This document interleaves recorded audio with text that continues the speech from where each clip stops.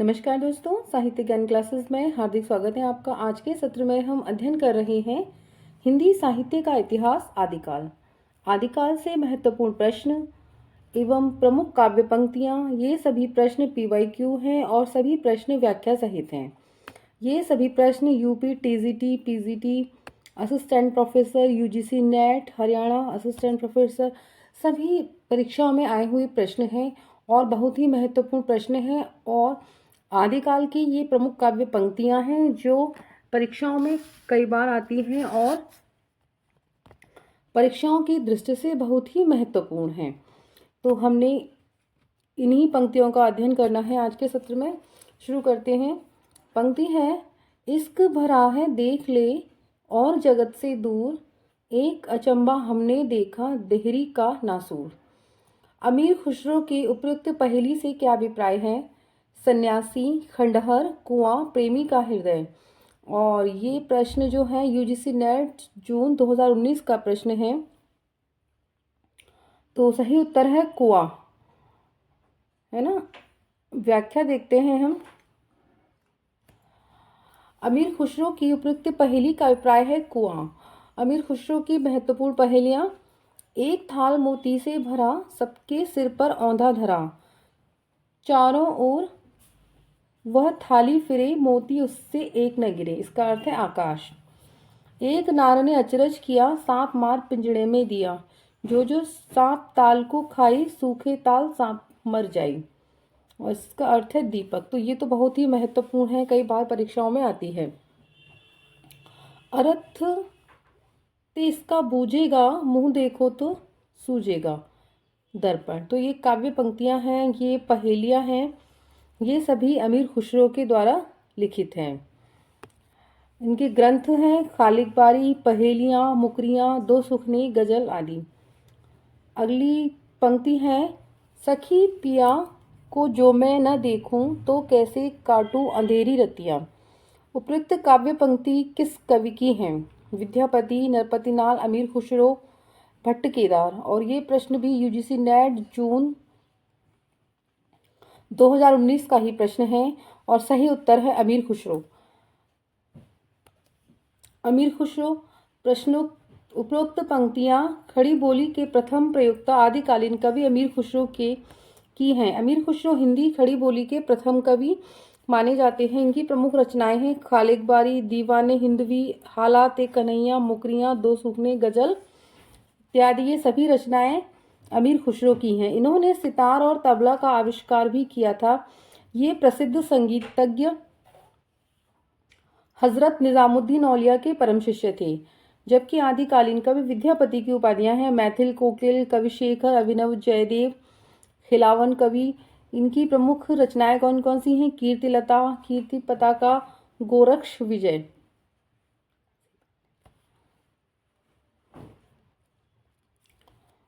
अगला है, अपभ्रंश के जो नमूने हमें पद्यों में मिलते हैं उस काव्य भाषा के हैं जो पुरानेपन के कारण बोलने की भाषा से कुछ अलग, बहुत दिनों तक आदिकाल के अंत क्या उसके कुछ पीछे तक पोथियों में चलती रही। उपयुक्त कथन किसका है? राहुल सांकृत्यायन, रामचंद्र शुक्ल, हजारी प्रसाद द्विवेदी, नामवर सिंह। और ये प्रश्न भी UGC नेट 2019 का प्रश्न है और सही उत्तर है आचार्य रामचंद्र शुक्ल। प्रश्नोक्त कथन आचार्य रामचंद्र शुक्ल का है। हिंदी साहित्य का इतिहास, जिसका समय है 1929, आचार्य शुक्ल द्वारा लिखित है। जो पहले किस में लिखा गया था? हिंदी शब्द सागर की भूमिका के रूप में प्रकाशित हुआ था। शुक्ल जी का इतिहास विधेयवादी पद्धति पर लिखा गया है। तो ये महत्वपूर्ण है कि शुक्ल जी का इतिहास किस पद्धति पर लिखा गया है, तो वो विधेयवादी पद्धति है। अपभ्रंश को आचार्य रामचंद्र शुक्ल ने प्राकृत भाषा हिंदी कहा है। आचार्य रामचंद्र शुक्ल ने हिंदी साहित्य के 900 वर्षों के इतिहास को निम्नलिखित 4 भागों में विभक्त किया है। वो कौन कौन से हैं 4 भाग? सबसे पहला है वीरगाथा काल, जिसका समय है 1050 से 1375 तक। भक्ति काल, जिसका समय है 1375 से 1700 तक। रीतिकाल 1700 से 1900 और गद्य काल है 1900 से 1984 ईस्वी। अगली पंक्तियां हैं। पीछे लागा जाई था लोक वेद के साथ, आग आग थे सतगुरु मिल्या दीपक दिया हाथ। उक्त पंक्तियों में कबीर क्या कहना चाहते हैं? लोक और वेद का अनुसरण करने के कारण मैं परम तत्व से दूर था। बी है, लोक और वेद की रूढ़वादिता ने परम तत्व के अभिज्ञान का मार्ग प्रशस्त किया। सी, सतगुरु के ज्ञान रूपी प्रकाश में मैंने परम तत्व का साक्षात्कार किया। डी है, सतगुरु ने दीपक थमाकर संसार में भटकने के लिए छोड़ दिया। उपयुक्त में से सही विकल्प बताना है। और ये प्रश्न भी यूजीसी नेट दिसंबर 2019 का प्रश्न है और सही उत्तर है बी, कि पीछे लगा जाए दिया हाथ। तो जो पंक्तियां हैं उसमें कबीर कहना चाहते हैं कि लोक और वेद का अनुसरण करने के कारण मैं परम तत्व से दूर था, लेकिन सतगुरु की ज्ञान रूपी प्रकाश से मैंने परम तत्व का साक्षात्कार किया। सहज ज्ञान के प्रवर्तक हैं और ये प्रश्न यूपी टीजीटी 2002 का प्रश्न है। सरहपा, सबरपा, लुईपा होगा, लईपा हो गया, लुईपा, कणप्पा। और सहज ज्ञान के प्रवर्तक हैं सरहपा। बौद्ध धर्म की सहजयान अथवा वज्रयान शाखा के संबंधित 84 सिद्धों में प्रथम सिद्ध हैं वो कौन से हैं? सरहपा, जिनका समय 8वीं सदी को माना जाता है। सहजयान का प्रवर्तक सरहपा को माना जाता है। सरोज, वज्र, राहुल, भद्र आदि नामों से सरहपा को पुकारा जाता है और राहुल सांकृत्याय ने हिंदी का प्रथम कवि भी माना है सरहपा को। सरहपा द्वारा रचित ग्रंथ दोहा कोश है। भाव और शिल्प की जो परंपरा संत साहित्य में जाकर नए रूप में उभरी, उसका बीज सरहपा के काव्य में दृष्टव्य है। सबरपा की जो पुस्तक है वो चर्यापद है। लुईपा, कणप्पा, डोंबीपा तथा कुक्कुरपा आदि कालीन प्रमुख अन्य सिद्ध कवि हैं। अगला प्रश्न है, आलखंड का दूसरा नाम क्या है? परमाल रासो, बीसलदेव रासो, खुमार रासो, हम्मीर रासो। और ये प्रश्न यूपी टीजीटी 2001 में आया है और सही उत्तर है परमाल रासो। जगनिक द्वारा रचित है परमाल रासो और इसका दूसरा नाम आलखंड भी है। बीसलदेव रासो के रचयिता नरपति नाल हैं। खुमार रासो के रचयिता दलपति विजय हैं तथा हम्मीर रासो के रचनाकार शारंगधर हैं। अगला प्रश्न है, परमाल रासो काव्य कृति के कवि का नाम है। जो परमाल रासो है उसके काव्य कृति का नाम क्या है? अगला जो सही उत्तर है बी, जगनिक। आलखंड नाम से प्रसिद्ध जो रासो काव्य ग्रंथ है और यह प्रश्न यूपी टीजीटी 2001 और यूपी पीजीटी 2009 का प्रश्न है। नाम से जो काव्य ग्रंथ लिखा गया आलखंड परमाल रासो के रचयिता जगनिक हैं। इस रासो ग्रंथ में जगनिक ने अपने आश्रयदाता चंदेल शासक परमार्थिदेव के 2 वीरों आला एवं उदल की वीरता का वर्णन किया है। नल सिंह भाट ने विजयपाल रासो तथा सारंगधर ने हम्मीर रासो की रचना की है। तो आला खंड में आपको याद रखना है आला और उदल की वीरता का वर्णन किया गया है और यह ग्रंथ जगनिक के द्वारा रचित है।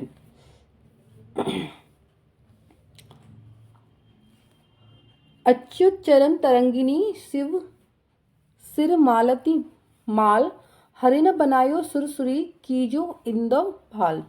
इस दोहे के रचनाकार कौन है? रहीम, रसखान, रसलीन, राम सहाय। और ये प्रश्न यूजीसी नेट 2017 का प्रश्न है और सही उत्तर है इसमें ए, रहीमदास। अच्युत चरण तरंगिनी शिव सिर मालती भाल, हरिन बनायो सुरसुरी कीजो इंदव भाल। रहीमदास है इस पंक्ति के रचनाकार। ब्रह्म में ढूंढियो पुरानन गानन, वेदरिया सुनी चौगुने चायन। ये रसखान की पंक्तियां हैं। कत दिखाई कामिनी दई, दामिनी को यह बाह, थर थराति सो तन फिरे, फरफराहत घन माहे। रसलीन की पंक्तियां हैं। वृंदावन विरहत फिरे, राधानंद किशोर, नीरद दामिनी जानि संग बोले डोले। और ये राम सहाय की पंक्तियां हैं। तो पंक्तियों से कई बार परीक्षाओं में प्रश्न आते हैं। पंडित चंद्रधर शर्मा गुलेरी ने किसको पुरानी हिंदी का प्रथम कवि स्वीकार किया है? सरहपा को, राजामुंज, स्वयंभू, पुष्पदंत। और ये प्रश्न यूपी टीजीटी 2003 का प्रश्न है और सही उत्तर है सी, राजामुंज को। पंडित चंद्रधर शर्मा गुलेरी ने पुरानी हिंदी का जो प्रथम कवि माना है वो राजामुंज को माना है। तथा 10वीं शताब्दी के अंतिम चरण को हिंदी साहित्य के प्रारंभिक चरण के रूप में उन्होंने स्वीकार किया है। ज्ञातव्य है कि चंद्र शर्मा जो गुलेरी कौन थे, वो कहानीकार थे। उनकी प्रसिद्ध कहानी उसने कहा था बुद्धू का कांटा एवं सुखमय जीवन है। 3 कहानियां इन्होंने लिखी और तीनों कहानियां इनकी श्रेष्ठ कहानियां हैं। उसने कहा था कहानी का जो समय है वो 1915 ईस्वी में वो सरस्वती पत्रिका में प्रकाशित हुई थी और 3 कहानियां ही इनकी प्रसिद्धि का आधार बनी। अगला प्रश्न है, ये प्रमुख पंक्तियां हैं। आगम वेण पुराणे पंडित मान बहती पक्क सिरफल अली अजिम वाहि रीति भ्रमेति। ये काव्य पंक्तियां किसकी हैं? सरपा, डोंबिप्पा, कणप्पा, कुक्कुरिपा। और ये पंक्तियां यूजीसी नेट दिसंबर में और जून 2016 में ये पंक्तियां आई हैं। और सही उत्तर है, ये पंक्ति है कणप्पा की। आगम वे तो आपको याद रखना है। और प्रमुख पंक्तियों के रचनाकार, हम पंक्तियों को देखते हैं और कौन कौन सी पंक्तियां हैं। आगम वे पुराणे पंडित मान बहंती पक्क सिरफल आले जिम वारे भ्रमेती, कणप्पा की हैं। गंगा जमुना माझे रे बहिनाई ताही बुंडली मातंगी पो आली ले पार करे, डोंबिप्पा की पंक्तियां हैं ये। जहि मन पवन संचरई रवि सस्य नाहि पवेश तही वत चित्त विषाम करूं सहरेहि कही उवेश, ये सरहपा की है। सुसुरी सुरी निंद गेल बहुणी जागह काने चोर नीलका गई मांगा, देवसई बहुणी काणे डरे भा रति भैले कामरू आ, ये कुक्कुरपा की पंक्तियां हैं। और रचना काल की दृष्टि से निम्नलिखित कवियों का सही अनुक्रम है। पुष्पदन, अदहमान, स्वयंभू, हेमचंद्र। अदहमान अब्दुल रहमान है ये। हेमचंद्र, ये प्रश्न यूजीसी नेट जून 2016 का प्रश्न है। और सभी का हम समय देखते हैं। स्वयंभू, पुष्पदंत, अब्दुल रहमान और हेमचंद्र, ये वाला सी सही है। जो स्वयंभू का समय है वो 8वीं शताब्दी यानी 783 ईस्वी है। पुष्पदंत 10वीं शताब्दी 972, अब्दुल रहमान 12वीं शताब्दी, हेमचंद्र का भी समय है वो 12वीं शताब्दी है। तो सबसे पहले आएंगे स्वयंभू, पुष्पदंत, अब्दुल रहमान और हेमचंद्र। डिंगल कवियों की वीरगाथाएं, निर्गुण संतों की वाणियां, कृष्ण भक्त या रागानुराग भक्ति मार्ग के साधकों के पद, राम भक्त या वैदी भक्ति मार्ग के उपासकों की कविताएं, सूफी साधना से पुष्ट मुसलमान कवियों के तथा ऐतिहासिक हिंदू कवियों के रोमांस और रीत काव्य, ये 6 धाराएं अपभ्रंश कविता का स्वाभाविक विकास हैं। यह कथन किसका है? रामचंद्र शुक्ल, हजारी प्रसाद द्विवेदी, रामविलास शर्मा, राहुल सांकृत्यायन। और ये इसकी सही उत्तर है हजारी प्रसाद द्विवेदी। और ये प्रश्न यूजीसी नेट 2016 का प्रश्न है। डिंगल कवियों की वीरगाथाएं, निर्गुण संतों की वाणियां, कृष्ण भक्त या रागानुराग का भक्ति के साधकों के पद, राम भक्त या वैदी भक्ति मार्ग के उपासकों की कविताएं, सूफी साधना से पुष्ट मुसलमान कवियों के तथा ऐतिहासिक हिंदू कवियों के रोमांस और रीति काव्य, ये 6 धाराएं अपभ्रंश कविता का स्वाभाविक विकास है। ये कथन है जो आचार्य हजारी प्रसाद द्विवेदी का कथन है। अगली पंक्ति है, 12 बरस लो कुकर जीवे और 13 लो जिए सियार, बरस 18 छत्री जीवे आगे जीवन को धिक्कार। ये पंक्तियां किस रासो काव्य की हैं? खुमार रासो, पृथ्वीराज रासो, हम्मीर रासो, परमाल रासो। और सही उत्तर है इसमें D, Parmal Raso. UGC net 2007 का प्रश्न है। 12 बरस लो कुकर जीवे और 13 लो जिए सियार, बरस 18 क्षत्रिय जीवे आगे जीवन को धिक्कार। ये परमाल रासो जो आला खंड है उसकी पंक्तियां हैं और जगनिक की हैं। ग्रंथकार जो है इसके जगनिक हैं। अगली पंक्तियां हैं, उक्ति धर्म विशालस्य राजनीति नवरसम, खट भाषा पुराणम च कुरान कथित माया।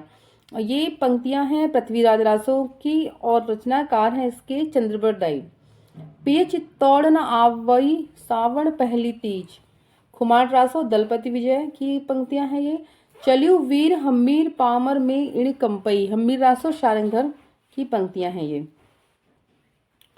आदिकालीन साहित्य में वीर रस की रचनाओं में किस भाषा का प्रयोग किया गया है? पिंगल, बुंदेली, टिंगल, प्राकृत।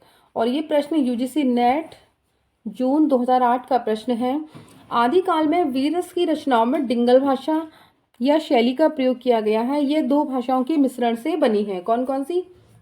डिंगल बनती है अपभ्रंश और राजस्थानी से, और पिंगल बनती है अपभ्रंश, पिंगल अपभ्रंश, और इसमें ब्रजभाषा, अपभ्रंश और ब्रजभाषा का प्रयोग होता है। तो सही उत्तर है आदिकाल में वीररस की रचनाओं में डिंगल भाषा या शैली का प्रयोग किया गया। यह दो भाषाओं के मिश्रण से बनी है। अपभ्रंश और राजस्थानी से बनती है डिंगल, और अपभ्रंश और ब्रजभाषा से बनती है पिंगल।